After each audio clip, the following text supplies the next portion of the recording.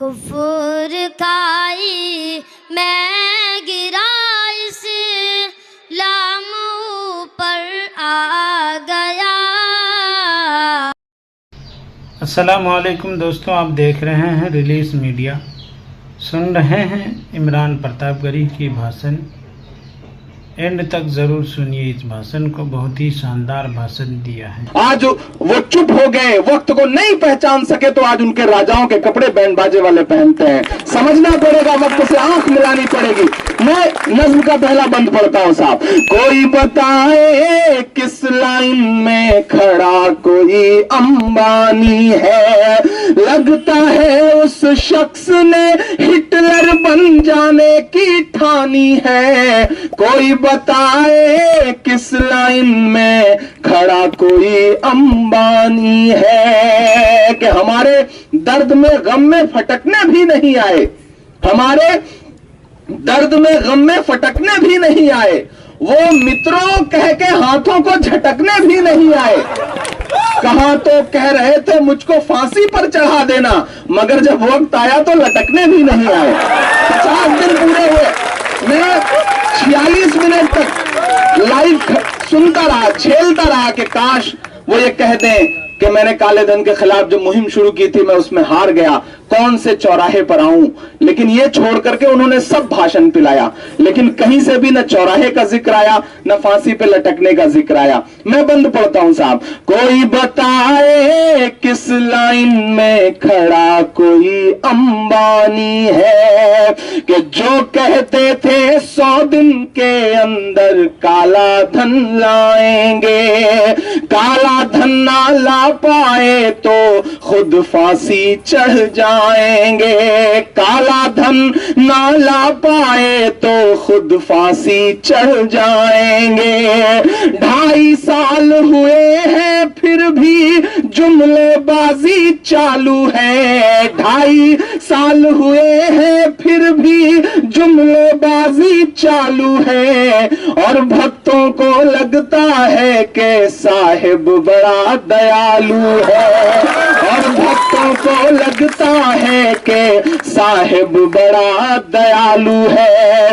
आम आदमी के ख्वाबों से ये तो बेईमानी है। कोई बताए किस लाइन में खड़ा कोई अंबानी है, जालिम तानाशाह की देखो ये कैसी मनमानी है। जेनू को सलाम कि आप उस शख्स के शातिर पने को समझते हैं और उसी तेवर के साथ उससे लड़ते हैं, वरना जो विपक्ष में बैठे लोग हैं ना, वो उसका शातिरपना नहीं समझ पा रहे हैं। वो शख्स रिश्तों का भी कितना इस्तेमाल करता है कि अपनी 97 साल की बूढ़ी मां को 4500 रुपया निकालने के लिए कतार में खड़ा कर देता है। आप समझिए कि वो रिश्तों का कैसे इस्तेमाल करते हैं। और हद तो यह है साहब कि जब उनकी माताजी पैसे निकालने गई तो लिमिट 4500 थी, वो निकाल करके आई, दूसरे दिन 2000 कर दी गई। उनकी माताजी निकाले तो 4500 और हमारी आपकी माताजी जाए तो 2000। ये भी नाइंसाफी का एक आलम है। मैंने एक शेर कहा कि फर्जी आंसू छलकाना पड़ जाए ये अमाल न कर, फर्जी आंसू छलकाना पड़ जाए ये अमाल न कर, पहले ही जज्बात नहीं है खुद को और कंगाल न कर।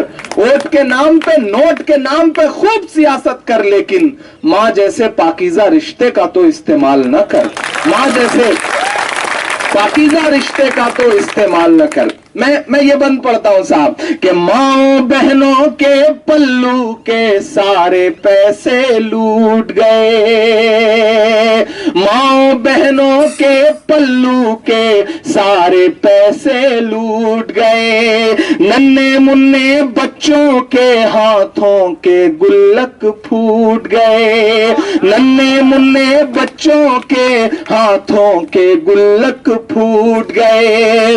पूरा देश कतार में है, ये कैसी तेरी तैयारी है। लाइन में खड़े हो तो भक्त जन आके ऐसे ऐसे उदाहरण देते हैं, ऐसे ऐसे समझाने की कोशिश करते हैं कि देश हित में अगर सेना का जवान सरहद पे खड़ा रह सकता है तो आप देश हित में कतार में क्यों नहीं खड़े रह सकते। बिहार में जाके एक जगह यही बात समझाने की कोशिश की, बंदा बिहारी था, उसने पलट के कस के कूट दिया।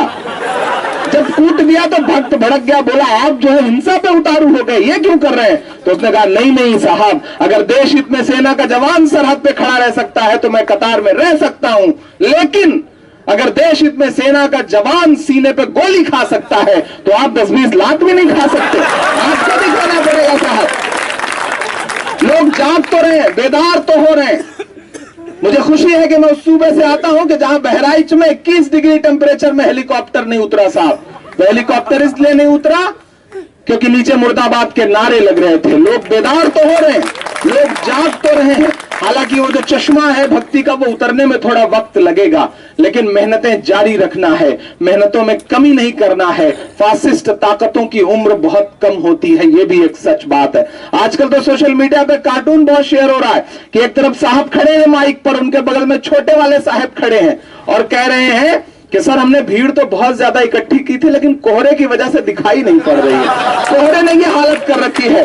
और मुझे तो हैरत होती है कि वायुसेना का वही हेलीकॉप्टर जो सियाचिन में -3 डिग्री टेम्परेचर में उतर गया, वो बहराइच में 21 डिग्री टेम्परेचर में क्यों नहीं उतर पाया? आपको समझना पड़ेगा इस बात को। मैं आखिरी बंद पढ़ रहा हूं साहब कि मां बहनों के पल्लू के सारे पैसे लूट गए, नन्हे मुन्ने बच्चों के हाथों के गुल्लक फूट गए, पूरा देश कतार में है, ये कैसी तेरी तैयारी है। कहते हैं पेटीएम करो, पेट्रोल टंकी बजाओ, पेट्रोल और डीजल भराओ तो पेटीएम करो। कैसा जाहिलाना फैसला है। हम पिछले 10 साल से पेट्रोल टंकियों पे एक स्लोगन पढ़ते आ रहे हैं कि मोबाइल का इस्तेमाल मत करिए, विस्फोट हो सकता है। और आप बताइए कि जब विस्फोट हो सकता है तो आदमी पेटीएम कैसे करेगा? हद है जाहिलियत के साथ। पता नहीं कौन है उनके इर्द गिर्द जो उन्हें ये बातें समझा रहा है। मैं बोलता हूं साहब ये मिसरे कि माँ बहनों के पल्लू के सारे पैसे लूट गए, नन्हे मुन्ने बच्चों के हाथों के गुल्लक फूट गए, पूरा देश कतार में है, ये कैसी तेरी तैयारी है, 100 से ज्यादा मौतों की ये किसकी जिम्मेदारी है, 100 से ज्यादा मौतों की ये किसकी जिम्मेदारी है, लगता है उनकी आंखों का आज मर गया पानी है, कोई बताए किस लाइन में खड़ा कोई अंबानी है, जालिम तानाशाह की देखो ये कैसी मनमानी है। बहुत शुक्रिया। मैं 2 मिनट में आखिर में एक बहुत छोटी सी नज्म वो सुनाता हूं, चूंकि नजीब की अम्मी यहाँ बैठी हुई हैं और ये नज्म पढ़ते हुए कहते हुए बारहा रोया मैं। तमाम मुशायरों में हिंदुस्तान के बाहर भी जहां मैं जा सका मैंने वहां इस नज्म को पढ़ा, अपना एक मिशन समझ के इस नज्म को पढ़ा और सोच रखा है कि जब तक नजीब सही सलामत हमारे बीच में वापस नहीं आ जाते तब तक मैं इस नज्म को पूरे हिंदुस्तान में, हिंदुस्तान के बाहर पढ़ता रहूंगा। मैं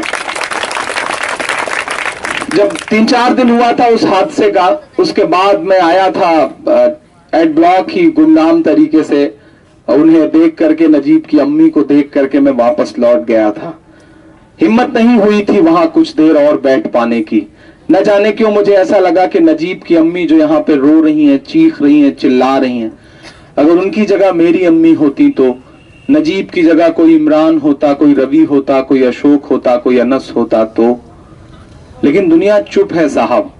अपने अपने एसी कमरे में बैठे हुए लोग तबसरा तो कर रहे हैं लेकिन सड़कों पर नहीं उतर रहे हैं।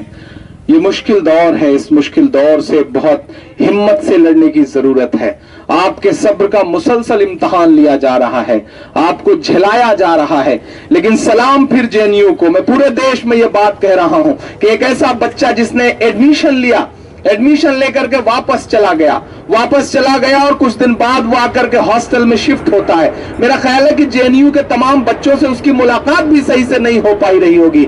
लेकिन आप सलाम करिए जेएनयू के उन बच्चों के हौसलों को और उनके आंदोलन को कि एक ऐसे बच्चे की लड़ाई वो पिछले 70-72 दिन से लड़ रहे हैं जो न सही से उनका दोस्त था, न सही से उसे वो लोग समझ पाए थे। सलाम है जेएनयू की जिजीविशा को। पूरे हिंदुस्तान में शायद कहीं ऐसी नजीर और नहीं मिल सकती। एक सच बात है। जेएनयू शायद इसलिए भी मुझे बहुत पसंद है क्योंकि जेएनयू अपने जिस तेवर के लिए जाना पहचाना जाता है उस तेवर को उसने बरकरार रखा है। मेरा एक शेर है कि जो कहते हैं इस आंधी में पर ना तोला जाएगा, जो कहते हैं इस आंधी में पर ना तोला जाएगा, जो इस बात पे खुश है हमसे लब ना खोला जाएगा, उनसे कहो हम तूफानों से डरने वाले लोग नहीं।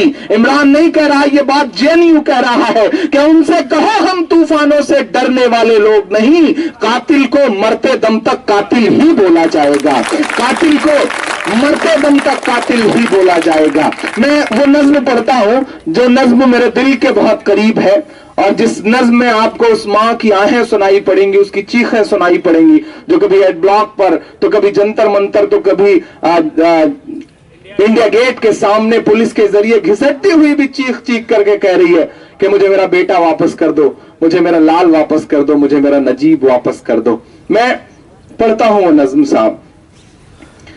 सुना था कि बेहद सुनहरी है दिल्ली, समंदर सी खामोश गहरी है दिल्ली। सुना था कि बेहद सुनहरी है दिल्ली, समंदर